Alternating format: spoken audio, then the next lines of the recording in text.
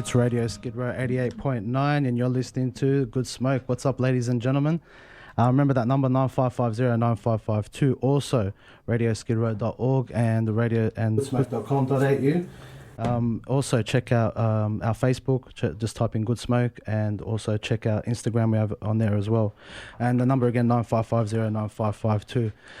All right, ladies and gentlemen, we just settled in. I got everything organised. I also got a guest host in today, my brother Dean. What's up, Dean? How you going? Hey, how you doing, guys? And also, if you haven't checked our post already, I've got a special guest in today, and this one is a really dear to my heart because he's speaking my mind and speaking a lot of other people's mind in the nation as well. If you haven't checked it out already, it's Romeo Georges in the building. What's up, lady? What's up, Romeo? How you going? Good afternoon. Yeah, you all right? Yeah, I'm going good. You got the crowd going wild for you? If you want to pull that mic closer to your mouth, Yeah. get your voice. So, it's I'm humbled and honoured to, be asked by you guys to come here today. What can I tell you? Mate, we've got a lot to talk about, and I know you've been... he just came from Canberra. He's been here, you just dropped in an hour ago, was it? Yeah, we just dropped in an hour ago, Yeah. and it was very overwhelming up there. It was a huge turnout, and I was probably a little bit shaken up last night with the news that came out, but I always believe that if the Australian people stand up, the government... It exists for us. We put it there. And we've become a society where, I don't know whether it's based on these movies that they watch on TV and, where the government is untouchable. The government isn't untouchable. With peace and, approaching in a common sense, without violence, approach the government, let them know, you represent us, and if you don't do a proper job, well, we'll find somebody else that does. You're only good in your chair as long as you're... doing right by the people. For sure. But listen, before we get into the deep stuff, I want to get to know you personally, because where I saw you first was on the internet, and my beloved Roosters won the grand final, and I saw you were speaking on behalf of Ricky Stewart there and saved him about 10 grand or something, so I really enjoyed that one. But I just really want to know, who are you? Where do you come from? Because you just emerged out of nowhere sort of thing. And now you've got a following that's unbelievable, probably more than popular than any other politician I've seen. And a lot of people agree with you. So where do you reside? Where do you come from? And what's your upbringing like and stuff like that? Well, I'm an 80s kid, born in 73. Grew up to, my parents were immigrants, just like basically 90% of the Australians in Australia. And I loved growing up as a child because, everything was normal. Falling over was normal. Scratching yourself was normal. Get bleeding, copping a belting from your mum and dad. That's all normal. So, and I want my kids to have the same thing. But we've become so politically correct, and I hate it. I did. I want my son to ride his bike on the road. On the footpath. I want all what we had. And growing up rough and riding BMXs everywhere. That's right. There's nothing wrong with it. Yeah. It's actually what being a child is. But now they want us to wrap them up in cotton balls and protect them. It ain't going to protect them from life. And so I grew up in the inner west. Dully Chill. Ran around on the streets of Marrickville. With Jeff Fennick. Yeah, I bumped into Jeff Fennick. Nice. I don't think Jeff would remember me, but shout out to Jeff. He's going through a few things at the moment, but he battled out of that heart attack he had. So that's that's a Marrickville boy. Yeah, that's right. Doesn't matter what happens to you, you got to fight it through. The raging bull, eh? Yeah. You can take Jeff Fennick out of Marrickville, but you can't take Marrickville out of Jeff Fennick. That's so true. Yeah. So, he's still got that fight in him, no matter what. There's a lot of good people out of Marrickville, in Marrickville that came out of there and achieved something.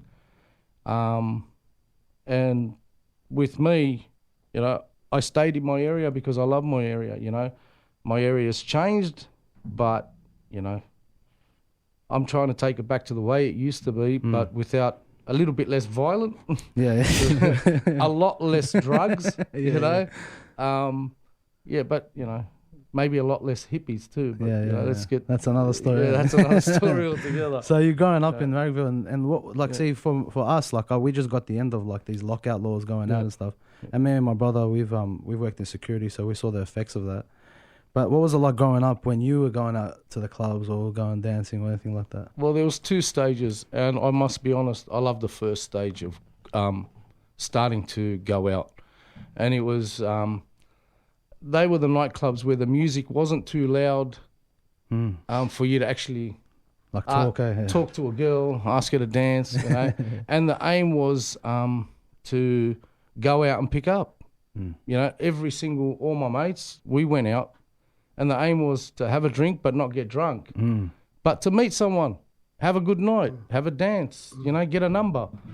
But as we developed, and you know, and one thing that I didn't like, and I just walked away from it, it started to push towards down, you know, into the seedy side of the nightclubbing world. And we stopped talking to girls, you know. It was all about, it was fake. Yeah. The whole thing was fake, you know. We were no longer talking in the car about, you know, oh, I met this chick, and you know, me and her went back to his. It was not. We were young. It became something I didn't like, and I remember one particular. And I've got very, very good mates. Yeah. Very grounded because we grew up together. Very loyal. It's hard to find now that. Yeah. And I've still got the same mates that I have since I was in kindergarten. Wow. Yeah, we have dinner, and we're actually called the Plaza Boys. Shout out to the Plaza Boys. Yeah, nice. Where's that name from? Oh, well, at our school there was an area called the Plaza. Oh, okay, and so you used to hang out there. That's where we hung out. Okay. So the Plaza Boys have a dinner whenever we can together. Nice. Shout out to the Plaza Boys. Yeah, so, yeah, we grew up that way, and then, you know, one night I remember Dad was at home, and he said to me, "You're not going out tonight?" I said, "No, I'm staying here. I'm going to play some cards with you." Nice. Then one mate called, "You going to go out?" I said, "No." So he came over. By the end of it, none of my mates were going out anymore. We were at home, playing at my house or at my mate's house, playing cards. It's 400. You know, all the wogs know the 400, you know. Even the non-Lebanese. You know? And we just played cards. We listened to music. We made fun of each other, and it became fun again. Yeah. You know, the love was back again. You know, I mean, even bagging your mate out, he knew you were just joking around. You loved him. You know, that's right. And we lost that for a while. So, but I guess growing up, you need to go through bad patches, and I owe it to my father especially, who never bagged me, never stopped me from experience what I had to experience, but he always had his way about, like, explaining to me about drugs, about you know, cigarettes, about drinking, and you know, and he always said to me, wherever you go, whatever you do, you know, remember one thing: you're my greatest accomplishment. Wow. Yeah, and like I still get teary when he goes, "You're my greatest accomplishment. I've achieved a lot, Dad. You know, my father was a very hard worker, and he built businesses and all that kind of stuff. God bless him. He goes, but you are my greatest achievement. And remember that anything that happens to you, my world crumbles.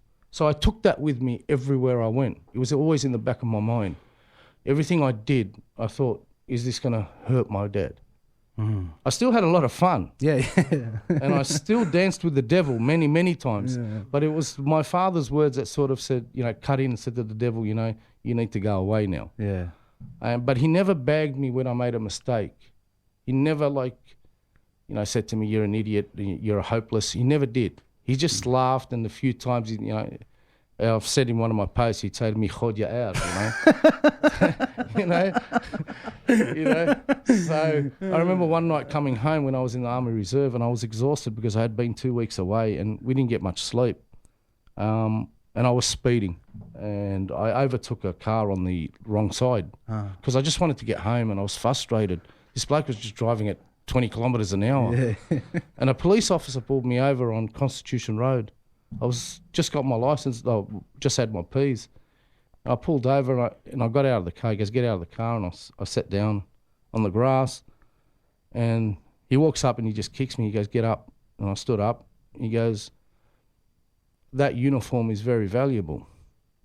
It's more valuable than my uniform." why are you being an idiot? Why are you doing this for? I said, officer, I've been away for 2 weeks, not much sleep, I'm tired, I just want to get home. He said to me, that's not an excuse, and it isn't. So he goes to me, your licence is gone, but I'm going to drive you home. I'm going to get the constable to drive the car. So he did that. Long story short, I got home, mum's lost. She's gone off the deep end. Your father's going to kill you, he's going to smash you, and I'm sitting in the room. You know, you're a disgrace. And she's going, I said, all right, no worries.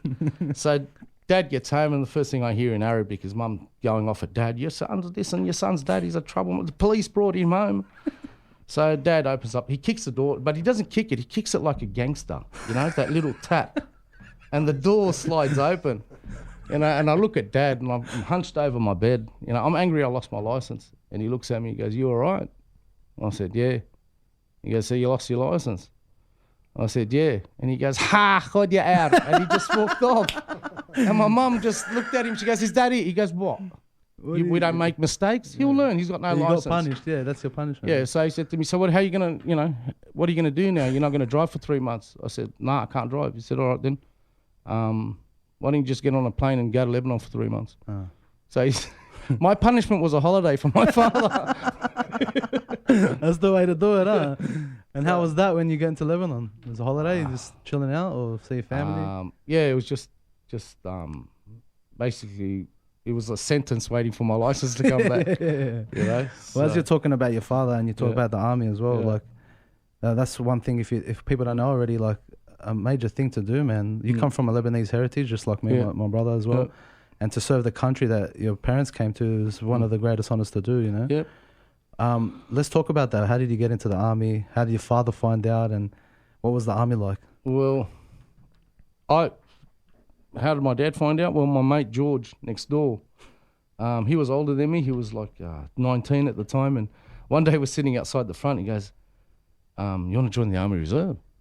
I said, yeah. Well, just as a joke? Or? Yeah, it was just, you know, he goes, me and Danny Steiner. I haven't seen Danny for a long time. Yeah. We're going to join. I said, yeah, I'll join. So we just went to our local, it was in Lidcombe, that was the closest place. It was a transport regiment, 8 SIGs. We signed up, we got taken down to Randwick. The barracks there, yeah. Yeah, you know, I had to do the cough test. You know, it's really not nice having somebody grab your genitals and tell you to cough. But what's the cough test? Well, it's check if you've got a hernia. So they'll, you know, are you allowed to say? Yeah. You know, they grab your balls and tell you to cough. You know, and being a Lebanese kid, another bloke grabbing your balls, it's not a good thing. You know, so, so take away your manhood. Yeah. It's like, oh, you know. Anyway, we did that, and they gave me my uniform, and 2 weeks later we went away to but they'll jump in the line. But grabbed my stuff. I went home, walked in the door, and Dad sees this duffel bag. He goes, what's that? I said, I joined the army. And my mum's like, oh, Mary, Mother of God. Oh, I'm going to die. George, he's our only single son. If he dies, what's going to... And Dad goes to me, good on you, Dad. Well done. He goes, I served in the Lebanese army for a while, and there's no other way to show that you love your country more than this. And, you know, I'm proud of you. And I've got photos of me and him the day that I went away for the 2 weeks training. Is it the one you're hugging him? That was the day I left. Yeah. How old were you then? What time? 17. Wow. Yeah, I was still at school. So I'd go to school, and then Wednesday night I'd go into the army barracks at Lidcombe, learn how to fix trucks, communications, run lines. We went on to... I made the Skillet Arms team, which is a team that's formed by every regiment to... It's shooting, running. So I was heavily into it. I did want to continue on and make it my career to be in the Australian Defence Force. But then again, my mum stepped in and started crying. You know, if you go to war, you'll die. You know, especially when I called her up and said to her, Mum, the Iraq war started in 1990, and I'm on the 26th ship to go to Iraq. Well, we never ended up sending the army. It was the Navy that went. But we did put our name down to go over. And when I got home and I said, Dad, I'm going to war, I'm on the 26th ship or the 46th ship. What? There was a 6 in it. You know? 600th. Yeah. And my mum lost the plot, you know. My mum was always, you know, You're her baby, yeah, for sure. Yeah. So How many brothers and sisters you got? I got 2 sisters. Yeah, you're the oldest, or? I am the oldest. Yeah. Yeah, I'm the pit bull. My father once said to me, "You are the pit bull that I raised to defend your sisters at all costs." Nice. Yeah. Having that passion for your country, did you have that same mentality signing in, or were you just going into for the fun of it? Or originally it was just a bit of fun, me and George. Yeah. But once you go in, you can't help yourself but fall in love with the Australian Defence Force, especially what they offer a young bloke.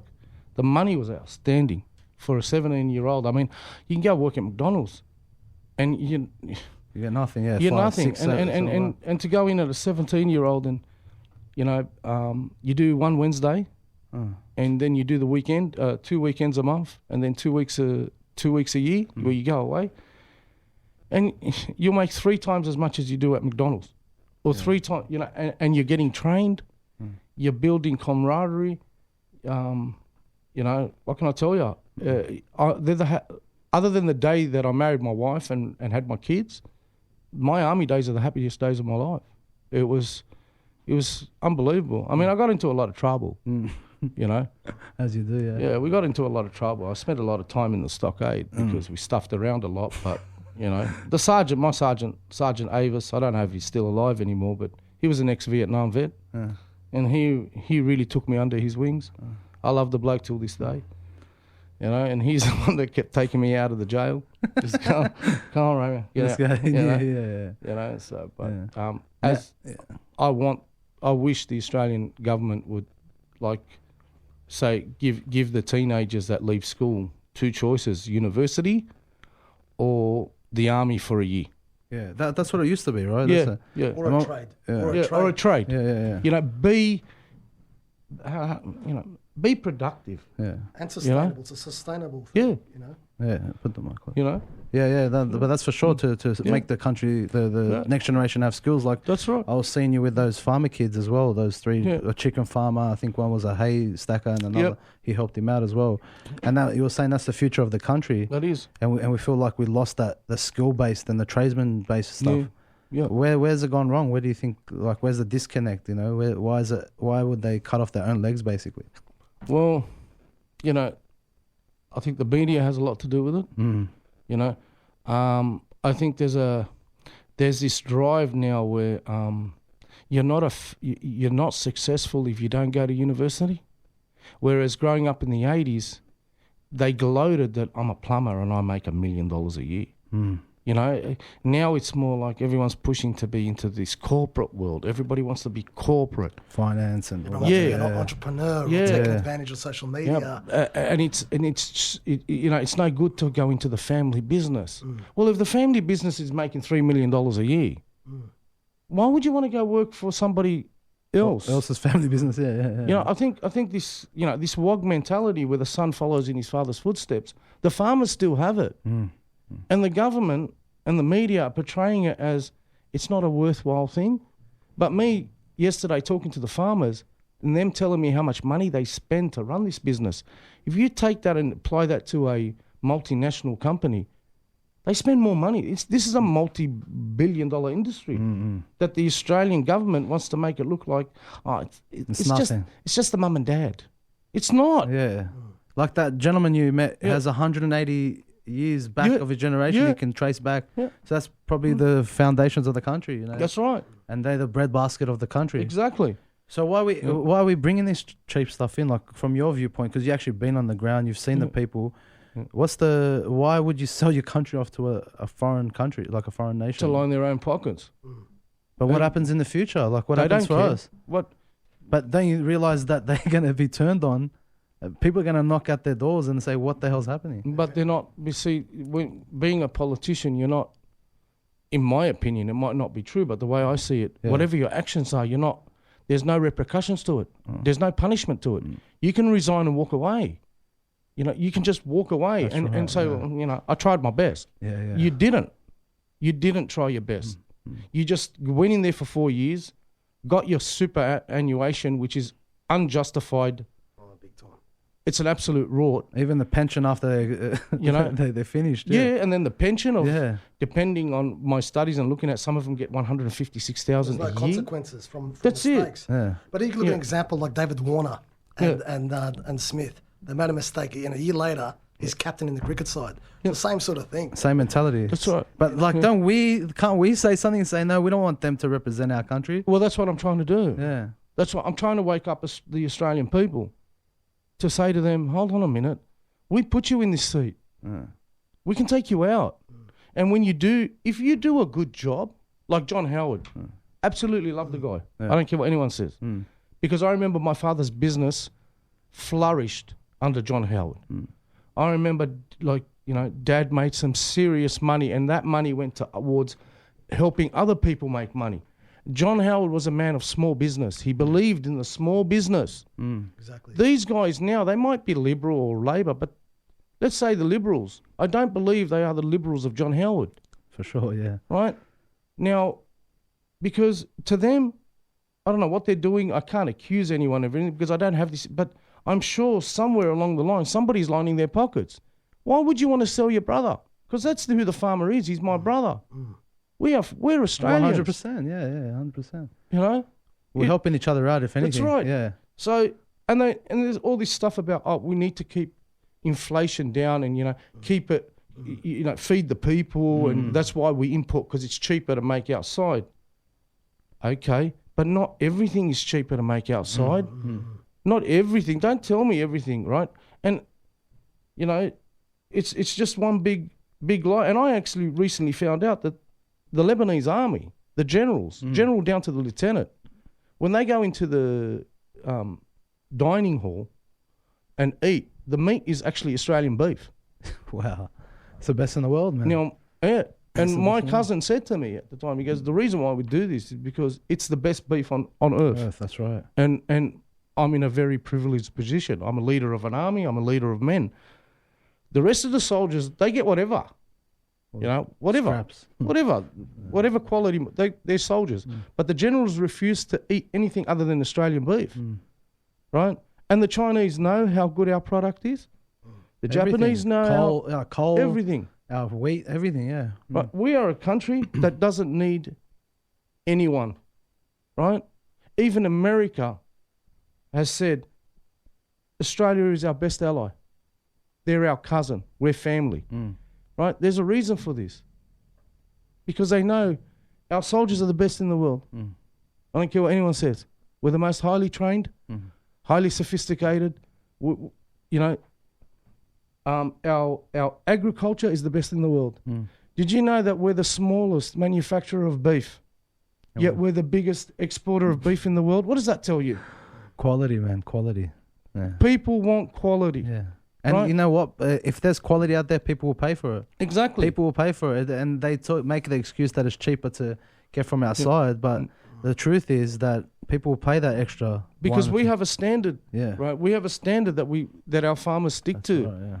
You know, in China, they're using chemicals that have been proven to kill people. Right? And they use human feces. I heard that stuff, man. No, it's true. Yeah, that's right. Our farmers. Of it, yeah. Right. So what's going to happen in 20 years' time? Let's say China continues to give us food from the farms that they've bought off us, and we have no more farms. We'll be paying top dollar for third or fourth quality grade food. Yeah. If I'm going to pay top dollar, I want first grade, A grade. Yeah, 100%. Right. But we'll have no choice but to pay for. And the government will turn around. No, they've got standards to follow. Well, you know what? When they own everything, they control everything. Yeah, and they can basically give you their middle finger and tell you, piss off. We don't need to do that. We don't need you. Yeah. All right, Romeo, let's stick to that thought. I'm going to go to some music. We'll play some songs. We're getting relaxed again. And then we'll come back and talk about Facebook and what they've been doing to us. And also we'll talk about a bit of Pauline Hanson as well. You've been... Yeah, she's a great lady. Yeah, and also we'll talk about... Sam Darcy, remember that guy, Sam Darciari or something like that? The guy we'll talk about him as well. This one here is called Blessings by Lecrae. This is Radio Skid Row. You're listening to Good Smoke. It's Radio Skid Row 88.9 and you're listening to Good Smoke. Remember that number, 9550-9552. Also, if you can't hear us on the normal radio, you can check us out on radioskidrow.org. And also check out goodsmoke.com.au. There's other interviews there similar to this as well, talking about politics, talking about lifestyle, talking about, you know, how to make it out of your struggles and all the rest of it. If you just joined us, this is Good Smoke, and we're joined today by this beautiful gentleman here. He's a family man, everyday normal person just like me and you, hard worker, but he has a fire in his belly and a passion in his heart. It's Romeo Georges. What's up, Romeo? How are you? Oh, mate, I'm just, as I said before, it's just an honour to be here. Mate, I'm absolutely loving it, you know. You know, before I was texting you messaging you on Facebook, and I was thinking, man, no way this guy's going to come in because how busy you are and the amount of people that probably wanted an interview of you, and I really appreciate you coming in, man. It's an honour. I believe that respect is earned. It's not given freely. Every single person that reaches out to me on Facebook and sends a message, it could be anything from love what you're doing or just, hey, I straight away reply back because it's something that was taught to me by my father. Respect is not given freely, it's earned. You're treated the way you treat people. Treat people badly and you'll be treated badly. All my friends know this about me. Some of them call me a psychopathic lunatic. One man that I absolutely love and still love to this day is he passed away. He was my father's best friend. His name was Fred Samrani, and he called me the achwit, which means the crazy. And I loved him for that word, you know. Yeah. And I put on his grave a letter, and I wrote a letter just telling him how much I loved him. And at the end, I didn't sign it Romeo. I said, I signed it the achwit, God bless him. God rest his soul, man. Yeah, but he's a wonderful man. But life is all about treating people with respect, because once you do that, you automatically get respect back. One of my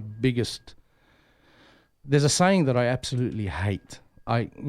This saying that says, you need to love yourself in order to love others.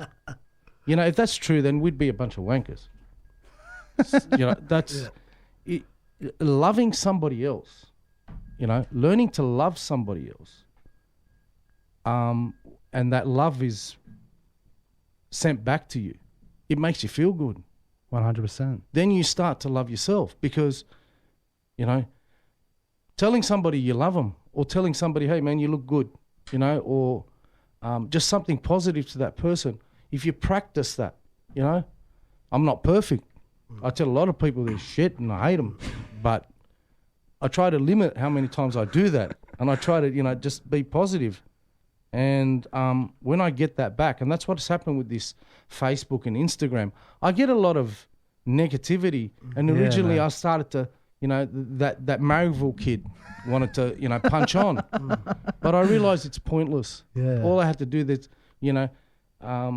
there's a lot of things that's wrong with Facebook and Instagram, but one thing that's right with them is there's this thing called block.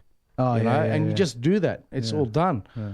But I sent out a message of love. Everything I do, I try to put God because that's the basis. The essence, yeah. I'm not a Bible basher. I don't like to preach because hell and all this stuff. My God is a God of love. My God is a God that doesn't judge. And I've got a belief in my system, in myself, that I believe in him because I want to believe in him. I want to believe that I was created for a reason, that I wasn't a mistake, a big bang. And with that said, for me to decide whether this person is wrong and this person is right, I'm actually contradicting and saying that I'm God, and that in itself is wrong. So I'll just say to myself, I could be right and I could be wrong. But when I leave this world, I'll find out then. But until then, I'm going to treat everybody with respect. That's right, and I'll get respect back. There's a lot of things that I don't believe in. And there's a lot of things that I think are wrong, but I'm not God to pass my judgment. Yeah, on them, yeah. Yeah, you can only guide and lead by example. That's right. Yeah. My job is to raise my children in a honest, a respectful way, to bring them up to be decent human beings My job is not to tell them, this is what I believe, you must believe in this. No. This is what I believe, Dad, and this is what made me believe in this. And I would, have a look and you decide. Yeah, but it's those fundamentals that give you like a moral compass. That's right. And how to live life and, and treat other people. Yep. So it's not about religion, but religion, for a young kid, give you a bit of structure. But then from there, as you get older, you can make those decisions or, even then. Well, stemmed off from your father. Yeah. And that's a domino effect too.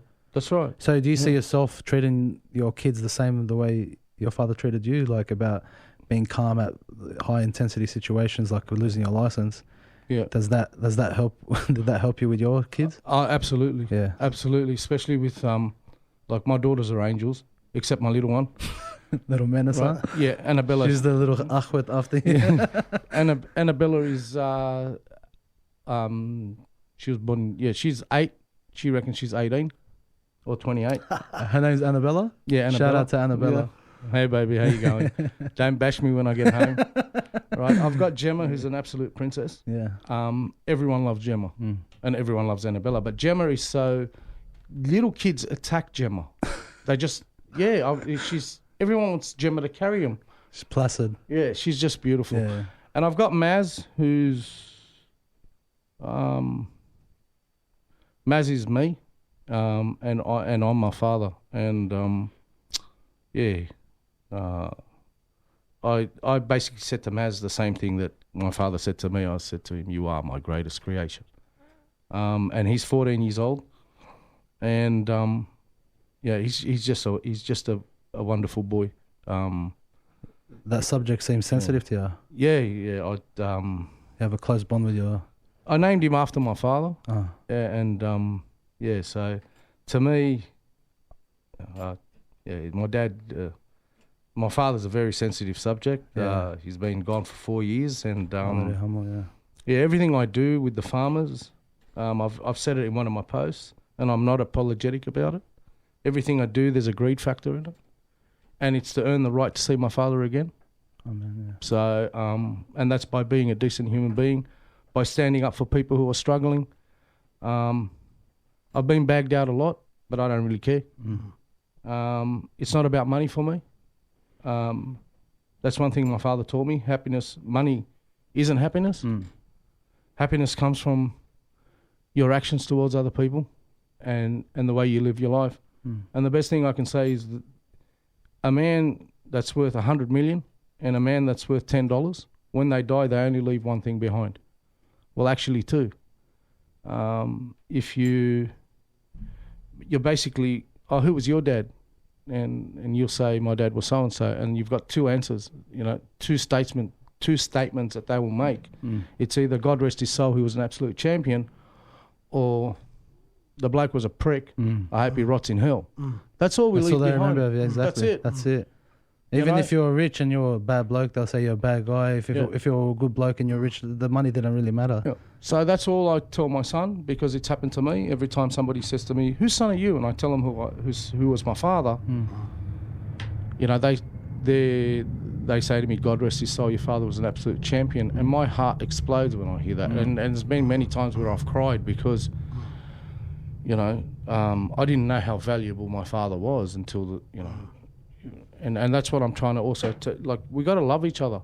It's pointless thinking about how much we love this person when he's dead. When we can spend time loving this person when he's alive. Oh yeah, that's right, man. So thank God, what I do. my parents they used to take us around a lot to the oldies, the old great aunties and all that. So she showed us appreciation for that. Yeah. But even now growing up, I can see the foundation what it gives you. Like when you're talking to an old lady on the street, you can see her as your own grandma, your own auntie. Yep. It's not someone just a stranger. You know what I mean? That's right. And that's why I see with you, the love that you have for your father propels out to others. Oh, yeah. And the way they react to you on the video, with that the gentleman that was 180 years generation. There's a misconception in the city that all farmers are these racist Aussie, you know what I mean? They don't like us, whatever. But they actually, the farmers are the most humbled guys. Like they want the most smallest things in life. They're not after everything. I mean, Tell us about that. What was it feel when you went to that crowd in Canberra? There wasn't a farmer up there that didn't tell me, here's my address, come up my way, you can stay, I've got a spare bed. That's Australia. That's the Australia I know, right? And that's something that's lost, Yeah. like breaking bread with people. Yeah. And that's, how important that is to eat with somebody and exchange words and have a discussion and conversation, and that's completely lost now. And the world's moving so fast with social medias and all these things you're saying. Yeah, I agree with that, but then 2 seconds later they forget about it and they're back on Facebook swiping left or right or up and down or whatever it is. I mean, Well, there's the ScoMo fans will say, well, he went down to the farmers and hugged them and got a photo op, but to me, that wasn't a photo op. It wasn't. It wasn't a you know what I mean? You could see, you could feel compassion. You can feel genuineness when someone's doing something. Glory, you know. There's always people there with the photo with the silver-plated shovel. I contributed. Really, just all set up and fake. I can sum that up quickly. I mean, Judas kissed Jesus and hugged him before he was arrested. Exactly. He can hug whoever he wants. Exactly. Okay, let's call a spade a spade. Yeah. That's right. You know. What is it? A wolf in sheep's clothes. Yeah, you know, I mean, I don't know what he's got planned, but I can see what he's doing, and I don't like it. And I said to him in a post, you can become one of the most loved prime ministers Australia's ever had, or you can become one of the most hated. It's up to you. I remember you saying that there, when you were hanging those shirts up to left out to dry. You know, like with stuff like that as well. Like it's gone into the point where we can't even speak now. Can't even speak our mind, and we have social media platforms which are a great idea, but the way they've been manipulated and used has gone into an avenue of like censorship. And we had people like Kyle Sandilands, we've had people like Israel Folau, and just the dynamic, like blatant like bias on each side. Now, for me, I don't believe Kyle should get sacked. That's my view, but I also don't believe Israel Folau should get sacked. It's either one or the other. Either we're doing them both, or we're just leaving them there. But you can't. I don't believe there should be a double standard. You know what I mean? But unfortunately, that's the way it is. I don't believe. I believe like one stated his opinion, and the other one stated quoted the Bible. Amen. Yes. Now, I'm not sticking up for Israel Folau. He doesn't need me to stick up for him. But Cole, you know, made a mockery and teased a woman that's worshipped by millions. Everyone. Yeah.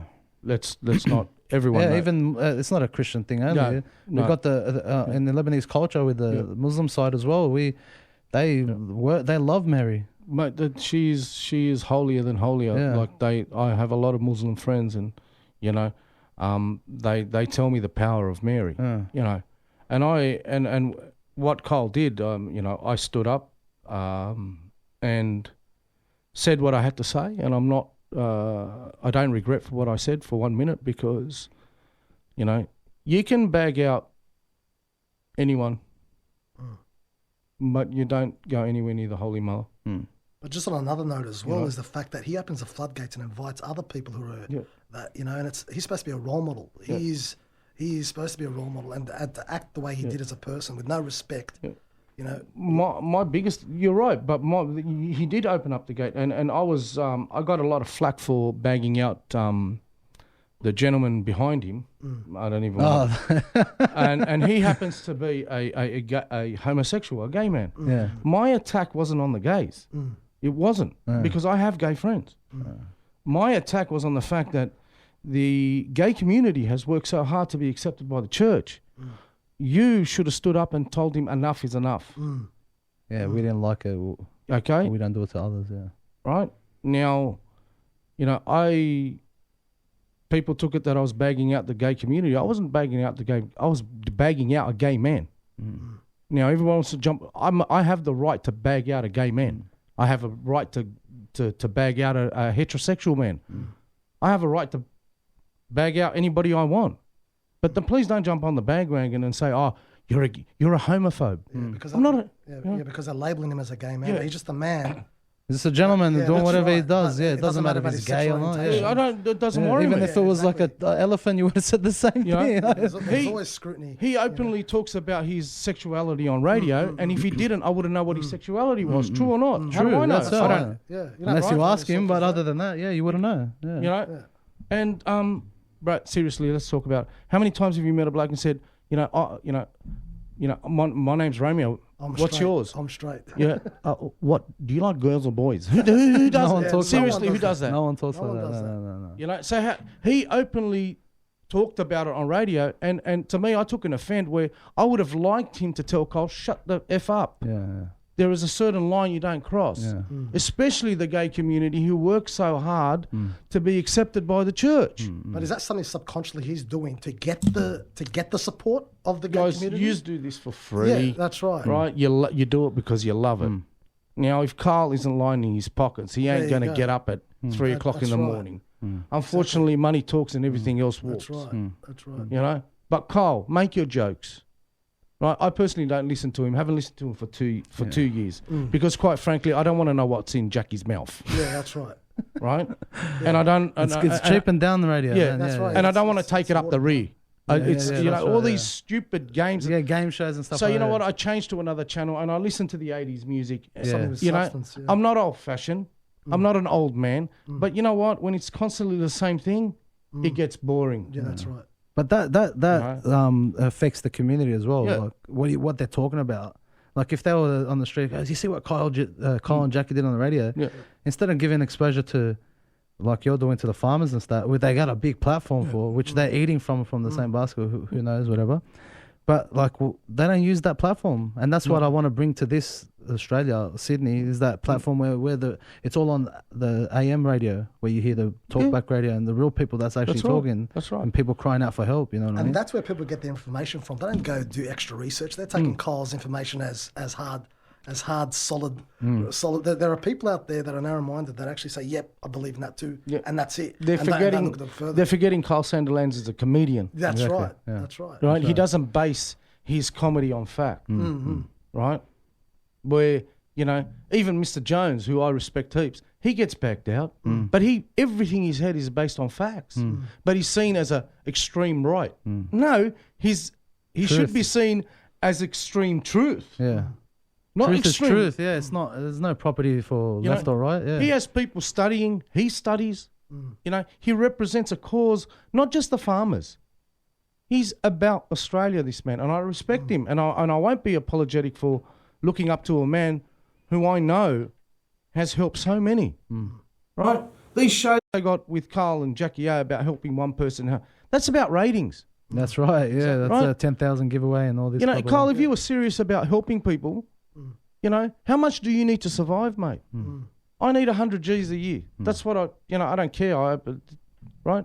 You just supposedly signed a $50 million contract. How much money why couldn't you say, you know what, I'm going to donate $25 million to the farmers? Why couldn't you do that? Why? Because you know what?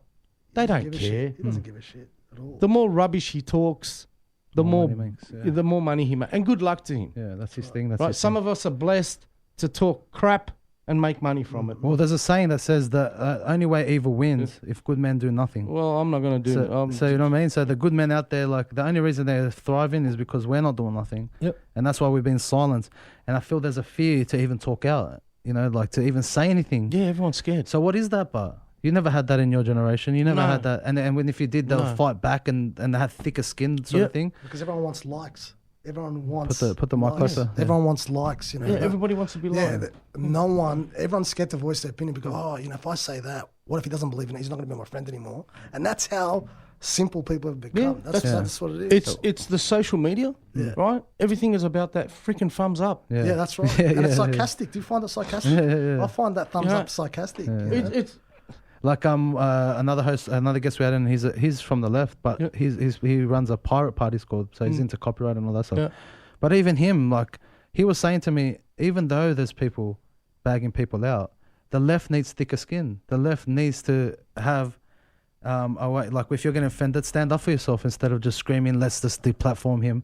Fight your argument back, so then you can say, and then let the arguments clash against each other, and then let the truth come out of it instead of him saying, "Oh no, we're right," and deplatform him. You know, like there's a lot of like people that are talking truth that have been deplatformed. Yeah. And soon enough, you've been attacked recently about it too. They were going to kick you off. What was that all about? Oh, because, you know, they don't even bother to ask me what my comment was based on. Now, a lot of my friends call me the Angry Lebo, right? So, one of my very first, I don't like using that word followers. I think it's subconsciously been designed to You're a follower. degrade, Yeah. followers. I don't like it. So I tend to call them friends and family, right? And one of my first friends was Sarah and her husband, Nick Levy. And she said to me, "Oh, you're going to be famous and you're going to forget us." And I said, "No, if I get a radio gig, I'm going to get a show called Sarah and the Angry Lebo." Oh, I remember that. I got a warning for that. But you know what? The week before was about that the guy was calling you a wog. Or, the next post before that, he was smashing you. You wog, you don't know nothing, blah, blah, blah. So I did a post after that to address this, like this guy was calling me you dirty wog. Now, I got no problem with the word wog. Yeah. Right. I have the problem with the word dirty. That's right. There's nothing dirty about me, bro. I have 2 showers a day, right? Cleanliness is next to godliness. Oh, man. Yeah. But even Right. the word lebo, as well, has now become a word. It doesn't represent a nationality now. No. It represents somebody. An idea, An idea that someone is of scum. Who wears a bum bag and a mullet and sells drugs. That's right. That's right. I People agree use with that word, and especially being a proud of Lebanese heritage and hearing that all the time. Oh, you dirty Lebo. They'll say it to any nationality. Any now. nationality. They'll say, it's become like a typical thing. Like the word wog, Look, put it this way: you can insult a redneck Aussie, and he wouldn't even know he's been insulted. Yeah, that's right. So it's pointless, That's right. You need to be educated in the first place to understand you're being insulted. Yeah, that's right. But, there's a lot of great Australians out there. 100%. But, we need to understand that the media plays a big part.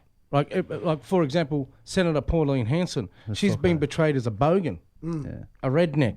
You know what? I've met her numerous times now. She's the most... And I'm sure a lot of people are going to go, you've sold out. No, I haven't sold out. I've actually sold up. I'm moving up. That's right.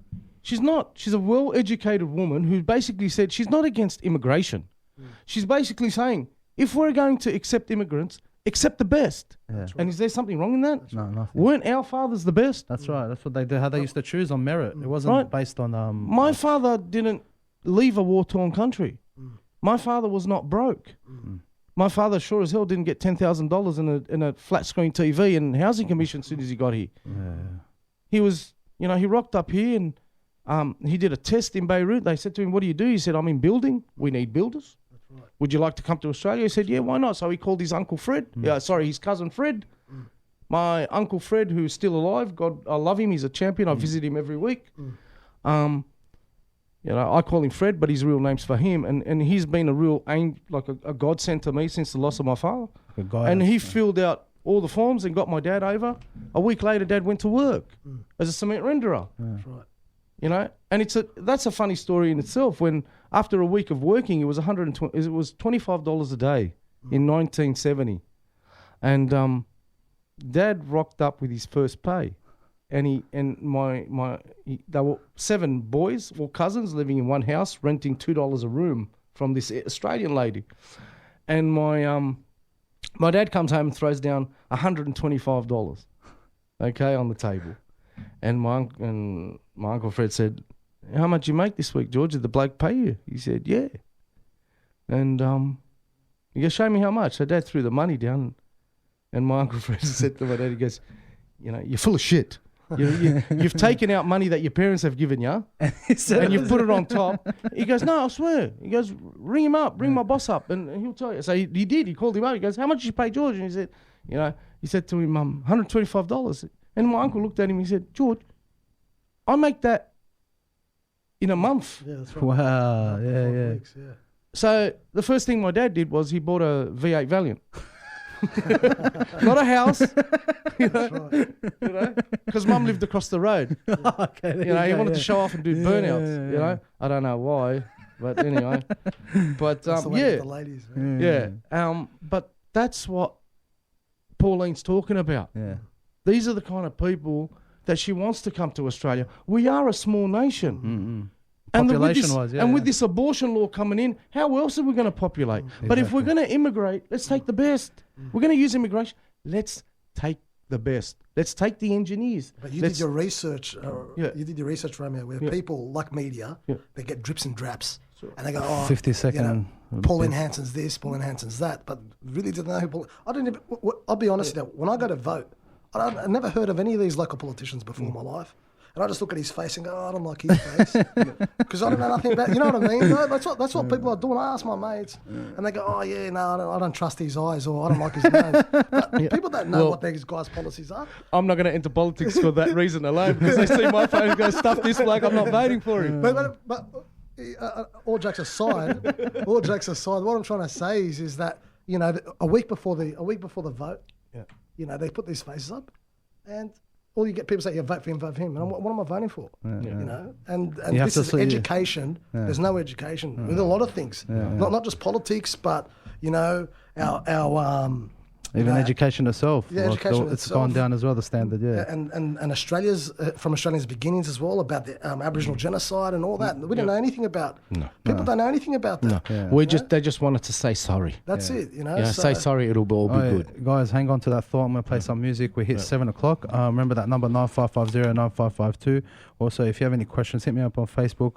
You can either message Romeo on his Facebook or me if you've got any questions to ask, any shout-outs you want to do, make sure you hit us up. This is Radio Skid Row. You're listening to Good Smoke. It's Radio Skid Row 88.9, and I really hope you like the music. I'm trying to bring that Aussie rock back, old John Farman. Then we had Working Class Man by Cold Chisel, Jimmy Barnes, the Screamer. Love that guy. If you just joined us, this is Good Smoke, and we've been talking to Romeo Georges. Remember that number, 9550-9552. I take the phone off the hook so you can call me during the break so we don't interrupt this interview. Also, check out radioskidrow.org and goodsmoke.com.au. Check out Facebook, type in Romeo Georges. You also got an Instagram, Romeo? Yeah. Check out that. What's that under Romeo Georges as well? Romeo.Georges. Beautiful. I'm as boring as hell, man. Nah, man, simple. Everybody's telling me to change my name. I got to change my name to Angry Leba, and the Facebook kicks me off. Yeah, because you're not allowed that name. You're damned if you do, you're damned if you don't. Yeah, exactly. Yeah. Man, if he's just joined us, Romeo Georges is a passionate dude. He's been helping the farmers out, donating money to them, raising money for them, and also bringing awareness by his passionate post that he has on Facebook. And he's been joined up with a young lady that by the name of sorry, that's the phone there. Anita Donlan. Anita Donlan, and she's is she the founder of Beef It Up? No, Beef It Up is a charity that it's part of the Horizon Group Australia, and they're a non-profit organisation. Nobody takes a wage except the bookkeeper. Everybody else is volunteers. Wow. Does it for the love of the land, does it for the love of the farmers. And is she a local there, she's a country girl. Nice. Grew up in the country. She's very successful. 39 years in the entertainment industry. And there's funny story behind this is that I get so many messages from so many people, and when I first started to discover the injustice that's been done to our farmers and the injustice that's been done towards Australia, I just couldn't deal with the fact that we're being sold out. So it started off as a joke, to be quite honest. Just me, a larrikin, just started to do some posts. My friends were bagging me out, No aim behind it. You just went out because you were passionate about it. So, yeah.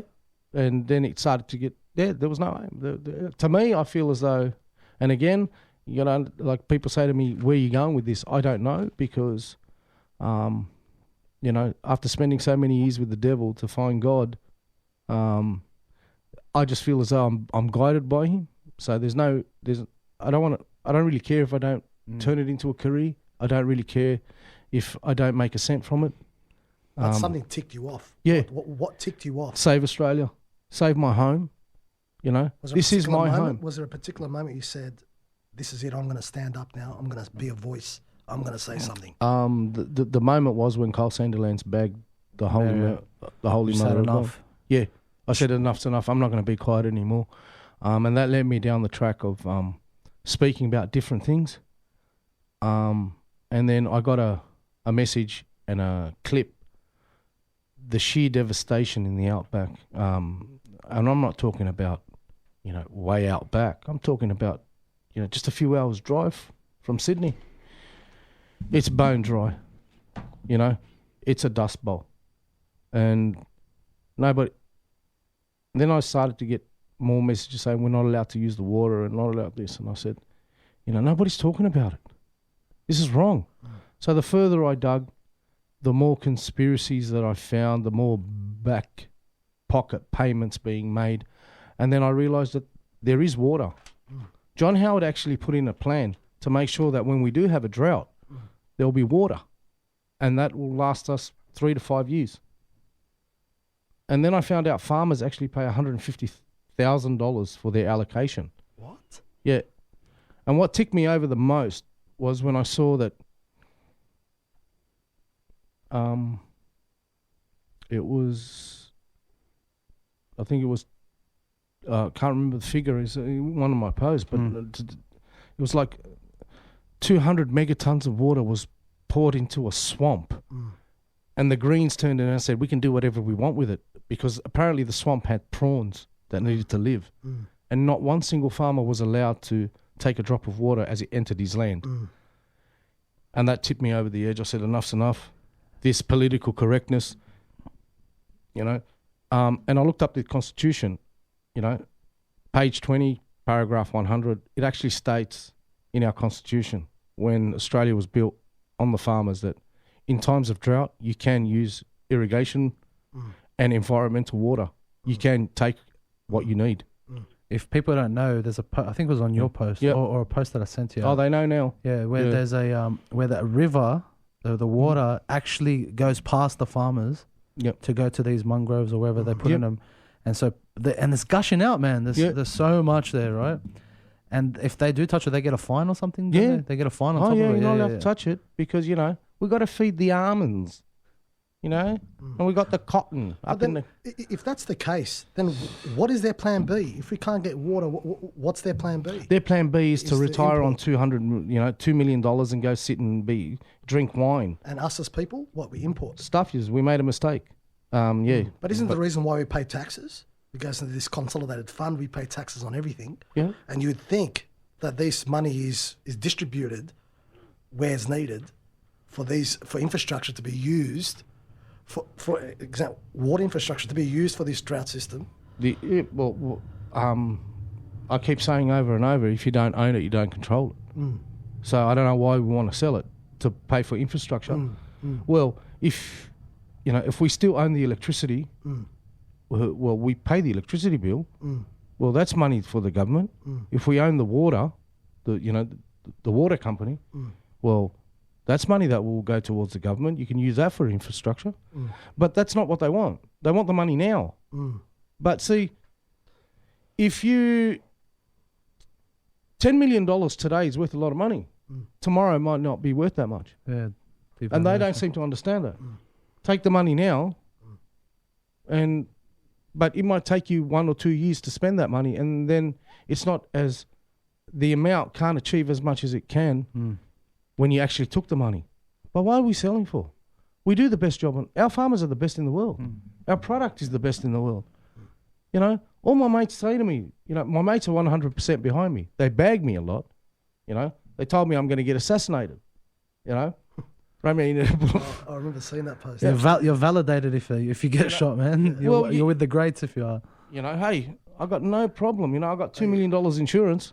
It means you're reaching people. That means. No, but you said on the post, you go, I don't give an F. Yeah. I don't give a fuck if I get shot for this because I'm dying for a cause. You said it was in the car you were driving and you just had enough. If I, as my father once said to me, die for something is better than living for nothing. And, I wouldn't mind a statue in the middle of the city. Rocky Balboa statue? Yeah, I wouldn't mind that at all. With your hands up in there. And my wife would be happy. So would the kids. A $2 million life insurance policy, No, God willing, nothing happens like that. But as you're talking about family, because this is a dangerous area, like we might take it as a joke and everything. Yeah. But once you start pulling the cords on their money in their pockets, they're gonna come for you no matter what. Like that's a warning from me to tell you that will happen regardless. Happens to everyone. And really, I don't. I know you don't care, but you have a family behind you. You have what if? I don't want to say because in case they get the idea, but what if they come after your family? And then I'll just have to go Rambo on them because you can come for me, and I got no problem. People that back you up though. Don't worry about that. But you stay away from. My family has nothing to do with it. It shouldn't have to come to that. You know? But it's not going to. I mean, what I've realised in Facebook is every single person that bagged me out is a coward and does not exist. That's right. They're fake. That's right. And I've learned that pretty quick. So I don't answer them anymore. But you know, sometimes it's their own people, your own people that can get you. Yeah. Like a Judas, like a Martin Luther King's partner. You know what I mean? And I'm not saying that will happen. What I'm trying to say, I'm being realistic because it has happened with people have started something, ignited the people and actually educated them. Because what does it say? In the Bible, it talks about my people perish because of a lack of knowledge. That's right. And if they don't know, then they're just going to be slaves. Yep. So you're informing these people, like the other people bringing, they're informing the people. That's right. And they all have that same a little bit of worry, like, what if something happens to me? What if something happens to me? But the cause overrides the fear. We live in a society now where they'll come after you financially. Yeah, that's another right. They believe that hurting you through your pocket is better because they don't want to turn you into a martyr. So if they do come after, right? If they do come after me for my finances, let me put it this way, and I've thought long and hard about it. My house is not more valuable than the farmer and his farm. I lose my house, I can go live in rent. It's easy. I'll go find a house, move the family in. At least my children know their father is fighting a cause for their nation. That's how they want to assess. Good luck to you. If you want to do that, good luck. I will lose everything for the sake of saving Australia. I'll win in the end. If this is a battle that's going to take me the rest of my life, I'm willing to fight it, right? Because it's just a house. It's brick and mortar. And I can own 10 houses. And as I said before, I can be an absolute scumbucket. And when I'm dead, and my kids get 5, 6, 7, 8, 9, 10 houses. And the first person they meet, and they'll say, your father was a fuckwit. We hate him. The money doesn't make it. It doesn't make anything, You know? Reputation. That's right. You either live for something, either you die for something, financially, physically. It's better than living for nothing. And that's what Australia's become. We're all living for nothing. Yeah. I'll tell you what bugs me is the fact that the voting on gay marriage was a bigger issue than drought, which is something that should be brought up because it involves every person part of the population. Aboriginal rights is another thing that was something that was brought up way before gay marriage. I'm not saying gay marriage is something that we shouldn't think about. Yeah, that has its own lane. It has its own lane. There's other bigger issues. We spent, $200 million to decide if a man could marry a man? Yeah, but it was a vote. Like, I don't understand. What are we paying for? We just literally gave the government money to allow us to vote. We were allowed to vote without them, you know what I mean? As I said before, earlier on, I don't really care who you marry. Exactly. That's right. I don't care what you do. It's not my business. Exactly. But there are other issues. There are bigger issues that concern all of us. Okay. And I might be ignorant, but to me, I believe, what is the difference between a de facto relationship and a piece of paper that you're married in church? Does the woman not get the same right, or the partner get the same right in a de facto relationship as a marriage? So to me, to do all this, we want the same rights as married couples. You already have them. You already had them. Okay? If you live with someone... Now, the only person that got screwed over was the Lebanese bloke that was shagging George Michael. He ended up with nothing, but I sucked in. If you want to be an idiot and not make sure that, You're together, that he hasn't done right by what's the difference between a man shafting his wife or a woman shafting a man? Yeah. You just got shafted. Yeah, that's right? And again, at the end of the day, my saviour said, don't pass judgment. Exactly. So I don't pass judgment, but I don't... this was all brought up to me to cover up other issues. That's right. Leading into something else. Unfortunately, I feel like they use the gay community for their own thing. Right. The normal Australian, the everyday Australian, has no problem with that at all. stuff. No. That's your business. That's your life. Yeah. It's when the government uses the front. Yeah, I'll tell you a story. Right. Okay. Listen to this. Back in the late 80s, early 90s, I was pretty young, and my cousin got his P's. So he took us down to the cross, right? Down at the cross, just in the wind, that's where all the trainees were. Oh, That's what we okay, call them. They're trannies. Transsexuals, Yeah, whatever yeah. they are, they're trannies, right? And when we were going down there, they were all hanging around there and carrying on.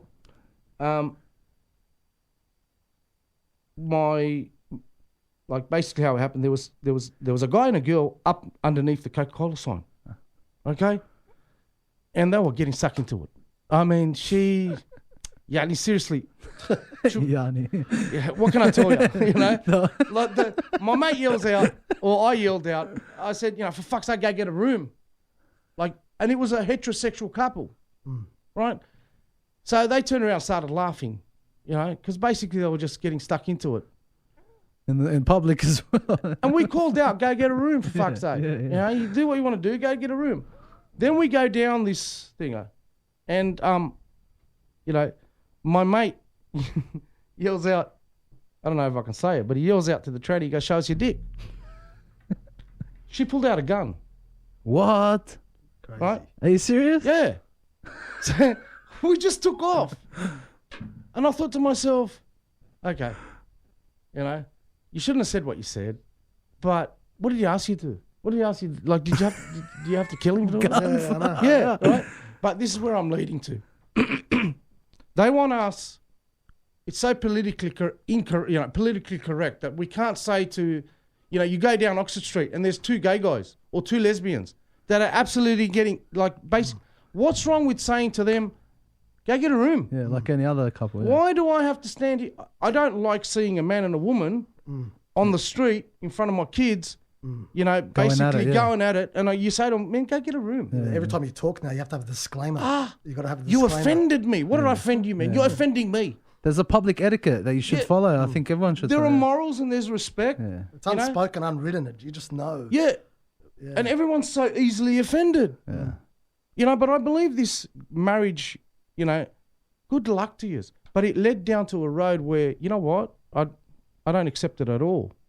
And that is the teaching of transgender in schools. And this is grooming. Has that come here? Has it been in our schools? yeah, Because I know it happened in America, That's but what it is. You know, the Australian government is reactive, not proactive. Yeah. And it's everywhere. They want to teach it. You know what? I'd rather my kid learn about Aboriginal history. that should be the that should be the number one. That should be the it has to be in every school, public or private, doesn't matter. You know, all I hear is like, do you like wearing a dress? Man, when I was 10 years old, my sisters put me in a dress, put me 2 watermelons in front of my thingos, and it made me wear a bra and put makeup on. Yeah. My father slapped me on the back of the head, go to me, hey, go, take them off, you look like an idiot. Yeah. Nobody said to me, are you a girl? Yeah. Do you want to be a girl? Yeah. Especially at that age, they're so young. They're so young. They can't make, it's such the monster's sponge, you know? They can accept anything, yeah. So I got my nephew Joshua, you know, he's pretty popular with the chicks. They like putting makeup on him. I saw her. I go, what are you doing, you idiot? You know, but that's what it is. It's fun. It's kids having fun. Yeah. That's right. Right? But when you tell a kid, constantly say to a child, do you have any, you know, feelings that you might be a girl or might be a boy? This child's mind is so fragile and delicate that you're grooming. What's the difference between a pedophile on the computer telling a kid, you know, you are grooming them to accept something at an age that they should not be concerned about at all. Exactly. At all. This is something for they should be having fun, going down slides, going swings and playing footy, go play soccer. But you can't let them fall because they'll get hurt, and then there's a council meeting. You know, have you seen the playgrounds at school now? Everything's foamed out, is it? foamed out. But all these places aren't accessible now. There's no pub. Like we used to, as kids, me and my brother used to go play cricket on the streets. Yeah. But this is coming from a man. He's an actual landscape architect and an architect, so he knows that I can't call myself an architect yet. Yeah, but he's doing his master's. Studied my master's, finished that. But what I'm saying, you can see the difference even in the infrastructure, how the reaction of, because people are suing each other, they're going to have to make it. We've taken on the American mentality. That's right. I'll sue you. I'll sue you. That's right. Yeah. But everything you're talking about is connected physically, metaphorically. Yeah. Everything's connected, and the way we deal with these issues actually are a physical manifestation in architecture. Yeah. You know, you talk about farmers. Okay, that's an issue there. All right, how are we going to fund water infrastructure for these farmers. Instead of us having a self-sustaining system, where if you look at Perth have a hypothecated tax system. So what that means is, right, they have funds that go directly back into a particular purpose. Yep. So what they do, they'll give you an example. They have parking meters, right? And they take a percentage, I think 10 cents of every dollar goes back into a free bus service. Canada, 15 cents, they have fuel taxes. 15 cents of every litre goes back into transport infrastructure. So it's self-sustaining. So you're not paying an extra tax on top of another tax. Yeah. It's doing it itself. But and we should be doing that we should be introducing that here. But isn't that logic? That's logic. That's logic. But yeah, we don't do logic. No, here. we don't. No, yeah, no. That's right. That's right. No. Because if you do logic, then it's the anti-Australian way here. Oh yeah, you know, common sense has been thrown out the window. Yeah. Okay, our government thinks everything we got to fix, we got to tax it. It's the only way, tax. But you look at what they're trying to do. I call it the gathering of stupidity. Right? Like they have How those, many stupid people can we get into one room? Yeah. That's right. I see. You know, that's what Pauline. With no expertise. But if you do offer some solid advice, if you do offer a solid plan, you're looked at a bogan. That's how they look at you. Oh, you're not educated. Yeah, you don't know. And that's what's happened to Pauline Hanson. People don't like her because of what Liberals and Labor have portrayed her as, and it's a lie. So you met her personally, right? Yes, I have. So like, I don't know her. Yeah. I can't pass judgment on her. I don't know her. I just see these like, what was that thing? I don't like it. With that thing, that slogan she had before. I don't like it. Whatever. She had a fish shop. Whatever. Yeah. What's the deal with her? Like, why do people hate her? And what did you see different? I saw. Well, it's easy to. We're a society that relies on the media. Exactly. Nobody wants to research anymore. We're driven to the point of working so hard that when we get home, all we want to do is watch TV. Relax, Exactly. Because you're stressed out, man. But the traffic's we have become a society of passing judgment upon people based on what the TV has told us or the internet. Because we've been worked so hard. Yeah. You've got no time for yourself. You're exhausted. And when you want to come and relax, you don't want to hear anything. So you just hear your drips and drabs. That's my opinion. Yeah. I'll enforce it on other people. So do you reckon these so I can fit in. politicians should go onto these social medias and start promoting themselves instead of having these PR teams so we can get one? Bro, they wouldn't even know how to turn on their mobile phone. But that's what they need, right? That's what because like whether you like him or not, Donald Trump does the same thing and he's got direct access to the people. But he's made out to be a clown. Why? Because he reaches out to his people. Yeah. Now, let's be quite honest. Robert De Niro, didn't he say he was going to leave America if Trump became president? How come he's still... Man, you're all talk. It's all talk. You're all talk. You're all full of shit. Yeah. Right? If I say I'm going to do something, I'll do it. I'll do it. I don't care what the consequences are. But that's what's lost. Right? And that's part of education Your at word, school. yeah. Right. You know, that's Donald Trump is a successful businessman. Yeah. For many years. Wouldn't we... For many years, yeah. Right? I've seen his movie. I've read his book. He's made it... I love the bloke. Yeah, I love him too. I love him. He's a bit of a how you going. He's a New Yorker. Yeah, right. But Get the hell out of here, you know? that's it, right? Which other president has spoken to the leader of North Korea? None. But they bagged him out. Yeah. These lefties bagged him out. And we have politicians, right, that I would like for them to be a Donald Trump. But they're not. Right? They're too busy. I don't want to offend him. I need to do a deal with him. I got to feed him. While the people that are making you money, you imbeciles, are starving. That's like we were saying about I think you were saying about we send money to the crisis of overseas, like the Indonesian, which is fine. Like, I have nothing against that. Raise money, but nice. But when it comes to us, we should be just as adamant. No. I'm against giving them money in cash. Oh, yeah. You starving, we'll give you food. Yeah. No, that's what I mean. Cold, like, direct. Yeah. Because I'm not going to give you 500 million and know that 200 million is for tanks. Yeah. That's right. Exactly, and planes and to attack us, and that's what's happening. They are neighbours, yeah. Right? We got some great meat. You want some? Yeah. Come get some, bro. I'll give it to you cheap price. Yeah. You know, we'll do it. We'll do it work style. We'll give it to you cash. But why not, bro? Oh, you can't say the word wog, man. It's tall poppy syndrome. You know what Australia does? Yeah. They build their people up, and then when they get to the top and they start getting jealous, they knock you back down. Yeah, that's right. That's all it is. So there's this constant cycle. Well, that's why I was saying about the word wog. That Nick Giannopoulos, he's suing people now because he's not. If you use the word, or a guy was using wogs or something, he used the word wog, and now he can on trademark. He wants Oh, rights. Yeah. So he wants to like tell him he can't use all Come this on, shit. Nick. Seriously, bro. Come on, bro. You know What's what I mean, wrong bro? with him? The world, not even the world. This country, we had a brotherhood. Like, you know what I mean? There was a camaraderie, like a few glimpses of it, whatever. But now we have to help our problems, man. We have the Aboriginal. They need help, man. Help them out. Give them the resources. Open up industry there. You know what I mean? Get them into farming as well, or even Aboriginal farming. They have their own type of farming out in there. They know how to work the land. Yeah, I know the Greens know better. No, but it's all about glory, but even you can come up with some great solutions drinking latte that's right. down for in sure. Surrey Hills. That's right. Great solutions. when the you caffeine hits your head. And know? Seriously, have you seen them, bro? Seriously, have you seen them? Yeah, I've seen them. Man, they make me sick. I know. Seriously, I know. I go in to have a nice feed with my wife in a cafe, and they're barefooted. Their feet are black. Yeah. You know, it's all dirt at the bottom, that's and they sit there and and it's like, man, seriously, I'm trying to eat, man. Yeah, that's right. Like, seriously, can you go have a shower? Man, you stink. Like, it's being a green, not having a shower. That's right. Even the forest has a shower. You know when it rains? Yeah, that's right. That's the forest having a shower. Cleansing. Right? But seriously, I hate them. I don't care. I can say it. I hate them. Because they offer no solutions. They offer problems. They're an absolute waste of space. Even with the backburning, let's talk about that because the It's gentleman their went, fault. the gentleman went on I think it was ABC the chat, and he's a backburner. He does manages the land. Yep. And he even said the Western country, the white man that came here, they don't understand what backburning is and how to actually do it. You know what I mean? Yeah. And he's trying to educate them, but it's not business. There's no business in it, man. But, with backburning, the thing is that it creates there's germination trees. So there's certain species of trees That need to be- that regrow after they backburn. All right. I grew cucumbers in the garden, right? The freaking things wouldn't grow, right? You know, met there. You know, it's sort of cucumber. Yeah. I like it, but it wouldn't grow.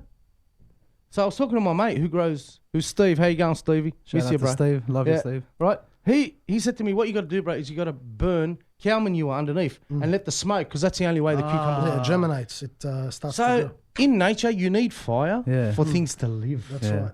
Right. But what's happened now, that's not natural. That's due to these greenies. You can't touch it. It's nature. No, That's what it's meant to for. Yeah. you need to burn this off. Right? Now they're turning around saying, and I knew it when I had, I was in Menai. I couldn't believe it. They're going, catastrophe. And I know, listen, anybody that's listening, I know you idiots that say that the catastrophe is the signal on the board, right? I know that. The ratings, that little arrow. Yeah. I know that. Okay? I know that. So you hippie greenie, right, trying to make me look stupid, I know that it's the signal on the board. But what I was leading to is that I knew exactly what was going to happen, because the next day the Greens came out and said, these fires happened due to climate change. No, it didn't. It happened because you fuckers stopped the people from burning all the dry stuff that are around the trees. It's your fault. And on another note, who's going to be prosecuted for this? And they're calling them arsons as well. Yeah. They're calling them like it's a criminal act. Yeah. You know? Who's No one. Who's going to be prosecuted for the death of how much was it? 600 koalas? See that? Yeah. So You are about preserving nature, aren't you? But you're the reason why 600 koalas died, people's home taken away. right? I'm not going to talk about the proper thing. Let's talk about what they're talking about. These Their own belief. Yeah. Yeah, you murdered, you burnt alive 600 koalas. Don't tell me 250. It was 600. But then you got Gladys. Oh, Gladys. Right, who cuts down these 150-year-old fig trees along Anzac Parade for critical infrastructure. Gladys breaks my heart. Yeah, for critical infrastructure. Controlled. Right? She's controlled. And the role of an urban designer or an architect is to see a problem and design around it. Yeah. You know, especially if you're trying to maintain heritage. Yeah. And heritage can not only mean through buildings, but also through landscape or through vegetation or ecology. That is heritage as well. But I don't know, I just think that the way we look at Sydney or even Australia, our views, the government views are warped. And it's when they want, where they want. It's just what they want. Who's my friend? Who needs more? How can I help them out? That's right. It's all. What infrastructure? What are you talking about? Yeah. You're still building 2-lane roads. You're digging holes under the ground that are still 2 lanes. And if you've got developers like Meriton, putting more housing in it and making it densify, which is fine. You can densify an area to bring in. But But then what? How are you going to support these? What? There's more cars on the road, More traffic congestion, with 2 lanes. Yeah. more congestion. Now they decide to bring back the light rail project, right? That was already there from 1870s to 1961.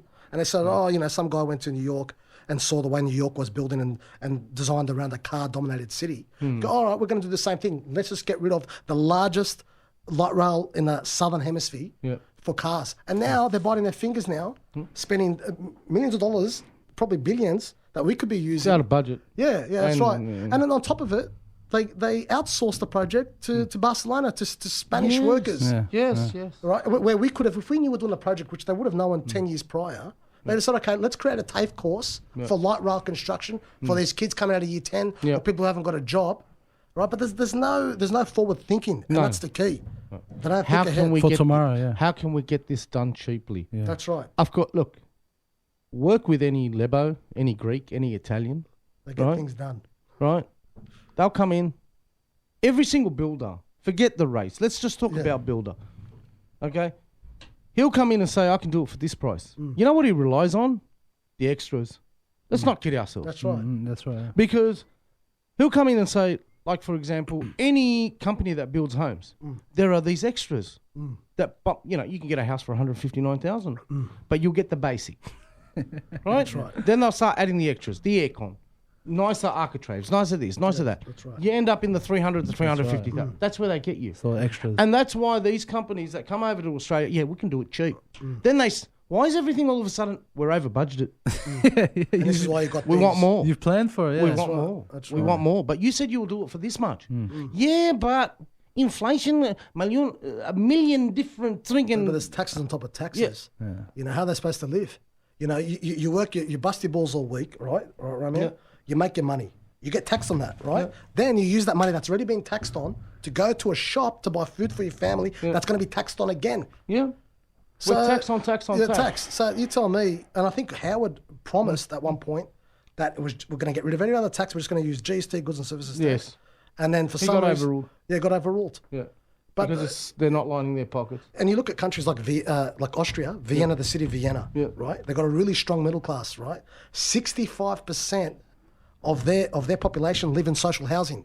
Now, social housing in Vienna is not like here, where you dump people with people that aren't role models for everyone else.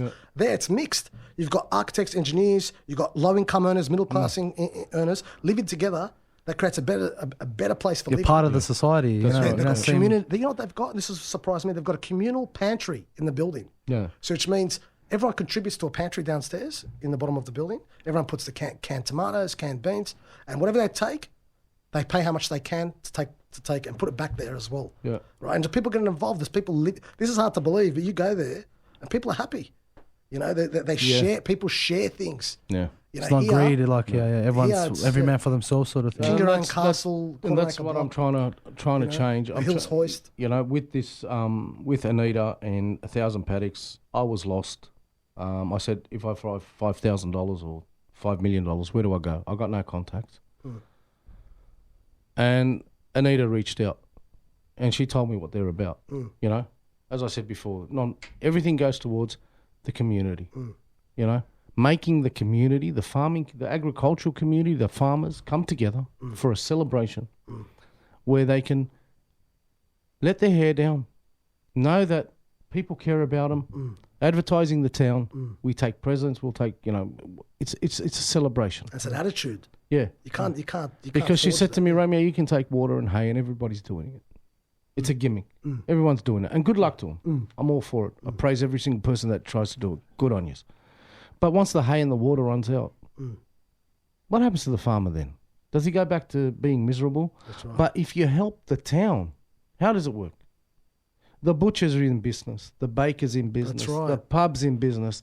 He'll know that the farmer down the road, kids don't have nothing to eat tonight. He'll put a meal together, bro, I'm doing good.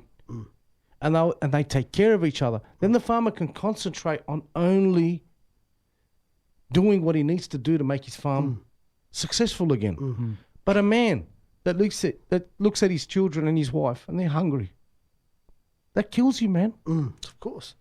We you know, you don't know, and that's leading to suicide. Where you just go, I can't take it anymore. You You know, a lot, and they killed off their own cattle and stuff like that. Yeah. I don't know, man. you know, and then so that's why I believe through what I've been doing, I'm going to take, I want to take back Australia to the days where we cared, you know, Just and a let the little bit, farmers eh? know that the city people, not the Greens, because you can't teach idiots anything. But they're part of the cog in the machine. It's a machine. A machine needs to be self-sustained. That's right. Right? And this goes back to hypothecated tax. For example, if you buy milk, Yep. the money that's taxed on the milk, that should go back to the dairy farmers. The direct tax of the milk should go back to the dairy farmers. Whatever you Then tax it's should go just back to that. That's right. that Industry. So then if you think about it, it's well balanced. Whatever you buy, the percentage, yeah, that sustainable. No, you're percentage will go talking common back. sense. But don't talk Oh, common right, sense I'm not talking there. common Yeah, sense in right now. Australia. That's right. Sorry, man. Hello, you understand, They'll block you, bro. Common sense. Common sense. I'm surprised we're right. still on air, man. You know, oh my God, geez, if we were on some mainstream media, all you hear is beep, And beep, it's beep. simple, but it's just That's it's right. straightforward. Yeah. They want us to think that they're smart. hard, yeah. We're That's right. dumb. Yeah. That's right. But then you've got a guy, what's his name? What's Constance, the guy that Andrew Constance, yeah. So he was the education minister or finance minister at one Yeah. point, and now he's the transport minister. Yeah. What expertise do you get? Like, tell me, how do you get one position? Is this just a face and then they've got like a body that he gets advice on, or do you think that these ministers should have experience in these positions they're in, or they just getting voted to be the face of that particular department? Well, I think the truth, how it works is this. Any minister that, gets a position, he goes into the Prime Minister's office and just says to him, can you help me out? I need a job. That's basically what it is. Gives him the know, message. That's right. And he get, Because his mates. that had what's his name? Barnaby Joyce. Yeah. Barnaby Joyce. Bro, did you go to Parliament to, represent us, or did you go there to pick up, bro? Yeah, that's He right. picked up. All I right. just need to know that. You know, were you actually thinking with your brain or thinking with the brain that you got between your legs? Like, I don't care what you do, but the truth is, what made me upset with you the most is when you came out and tried to stick up for the pension by saying you can't survive on $200,000. How dumb are you? Yes, man. How that dumb didn't are make you? sense, man. Yes. Are you kidding me? You can't survive on $200,000. That's a joke. Right? People are making not even a You got dot of low-income that. earners, low-income earners. I think low-income earners are nurses, police officers, Ambulance. ambulance paramedics. These are low-income earners. Teachers, That are the most Cornerstone of the. the cornerstone, the essence of our society, mate. They help people.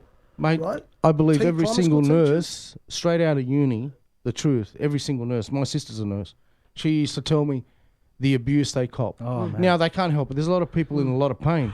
That's But right. I believe that a nurse, straight out of uni, should be on $100,000. Those A are the police biggest- officer, straight out of uni, should be on $100,000. Definitely. Because we're not a violent society as like in America, with Gun laws crime. and that, yeah. But our police officers, that's a dangerous job, 55,000 a year, right? and they're forced. They can't live in the inner city. So if a police officer's in Newtown, he's got to live all the way in Schofields or Quarry Fields. Then he's got to catch a train system that's not even reliable. Yeah. You know what I mean? Just to get to where he works. So you're pushed out to the fringes. Yeah. You know, Right. you want to know how to fix trains and how reliable that. Take away the chauffeur-driven cars for politicians. that's make them right. catch a train. That's I right. guarantee you the Yeah, next we'll day, change, every yeah. train runs on time. But you look at London, Paris, Vienna. These countries, mate, are efficient. I was in. So in Vienna, they've got an inner city ring, and that's run by a little efficient metro system, right? Then I went to go visit this housing site that was built in 1932, and so the metro stops, right? So I caught a bus. Literally, I'm waiting. I said, all right, the bus comes at 4:15 p.m. in the afternoon. I get to the bus stop. 4:15 on the dot, both buses on the side of the road came at the same time in sync. I go, nah, that's a coincidence. So I said, I'm going to skip this bus, I'm going to wait. Waited, the bus again, in sync at the same time. I felt like I was in a Truman Show. Everything was so perfect.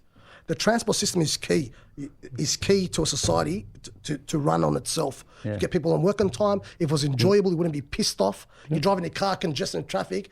You go, fuck this guy. I want to. You know what I mean? You get home, you're pissed off at your wife. It's still not good. It's still connected, not yeah. as good as Sydney because we put bus lanes in and have did we? buses. That's right. We got buses that race each other. That's true. And They, we've got you know, and we've got the cycle way on the wrong side of the road. yeah.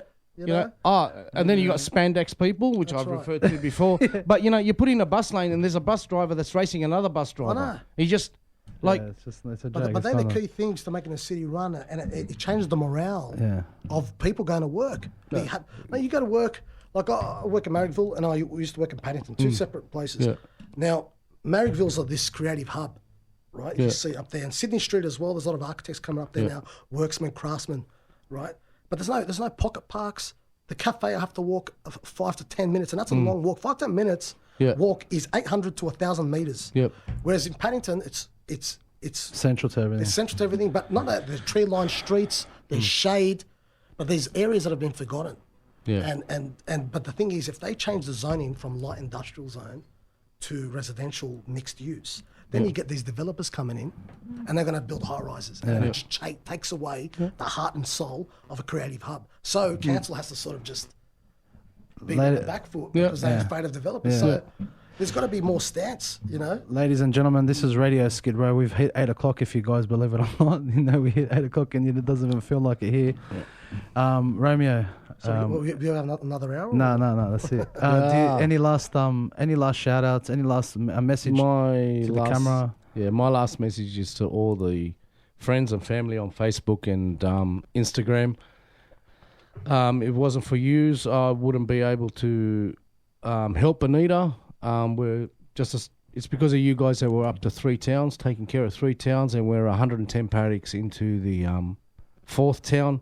My goal is to take care of a town every month, a year, like in the year, 12 towns a month, a year. So God bless you all. God bless Australia.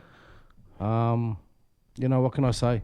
Romeo, I really appreciate you coming in today. A big shout out to Anita and all the people that are helping you. Go look up beefup.com.au, is it? Yeah. Yep, that's it. And also check out Romeo It's Georges. $5 a paddock, guys. That's all it is. That's absolutely nothing. It's not only $5 a paddock. They're doing something that's deeper than the just hay and the food. It's something to bring camaraderie in the community, and we can know that we're connected. Remember, check out radioskidrow.org, goodsmoke.com.au. Also go to Facebook, look up Radio Skid Row and Good Smoke, Instagram, and also check out Romeo Georges on Facebook. Type in Romeo Georges and check out on his Instagram as well. If you want to donate, if you want to give help to these guys, if you want to help the farmers, you want to help the people without water, this is the man to go to. His feet on the ground and he's in the trenches. He's not doing it from a office out in the Canberra anywhere. Romeo, hopefully we can get you in again today. Another time. Mate, I'll come in whenever you guys like. I absolutely loved it. It was great fun. Mate, I appreciate it. And thanks for coming down even on a long trip that you came from Canberra. I really appreciate it, man. We can speak all night, but unfortunately, Canberra was pretty boring, bro. I'm glad to be back in Sydney. This is Radio Skid Radio 88.9. You're listening to Good Smoke.